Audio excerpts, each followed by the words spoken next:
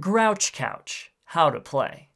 The object of the game is to have the most lost goodies when the victory song is played. Lift the center cushion cover and load all 15 lost goodie tokens into the holder, then close the cover.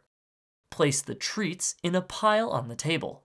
Turn on the couch and place it in the center of the table. The youngest player goes first, then play proceeds clockwise. On your turn, roll the die and place that many treats of any color of your choice anywhere on the couch. Then you press down on the remote control button once.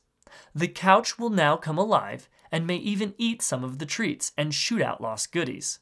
Collect all lost goodies that are spit out and place them in front of you.